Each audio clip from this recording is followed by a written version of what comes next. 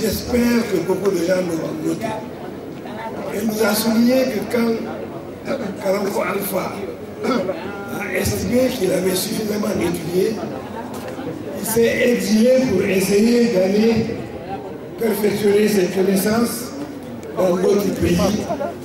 Et j'ai noté que les principaux marabouts qu'il a rencontrés ne s'appelaient pas Diallo ni Soniba, mais s'appelaient Diawara, s'appelaient Diané, s'appelaient Touré. Mieux, elle a souligné que c'est grâce à Karanko Alpha Moulabé que le diwan de Fodé Haïti a été créé. Et il a été créé pour y loger nos parents, nos amis, nos cohabitants de race Mandé. Vous êtes tous témoins. Le gouverneur l'a dit en des mots plus couverts parce qu'il est plus fin que moi. Mais vous êtes tous témoins. Et ce n'est pas propre au Fouta. C'est propre à toute la Guinée, malheureusement, aujourd'hui.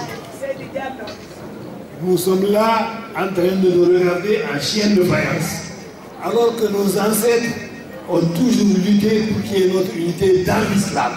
Et c'est l'islam qui était le principal critère de fraternité qu'on était en train d'utiliser. Des hiérarchies de ce genre, en rappelant l'histoire, devraient nous amener à réfléchir pour que la cohésion de notre peuple revienne en avant. Cette cohésion est indispensable pour que la Guinée avance. Beaucoup de gens se plaignent que nous n'avançons pas assez vite.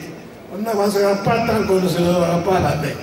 Tant que nous ne nous pardonnerons pas les fautes que chacun de nous a commises, mais tant que aussi nous ne nous retrouverons pas en frères à l'islam pour essayer de bâtir une nation où l'unité dominera les divisions que nous connaissons à l'heure actuelle. C'est l'essentiel que je voudrais dire. Je voudrais attirer l'attention de tout le monde sur ça. Il y en a beaucoup qui n'ont peut-être pas noté, mais ça, c'est extrêmement important parce que j'estime que c'est dans l'histoire de notre pays. Et cette histoire, quand on ne connaît pas l'histoire de son pays, on ne peut pas se projeter sur l'avenir.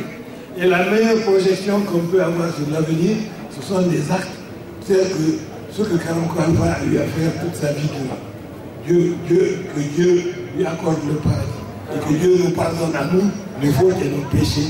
Et nous accorde nous aussi d'arriver sur la bonne voie qui nous conduira au paradis aussi. Merci, wassalam.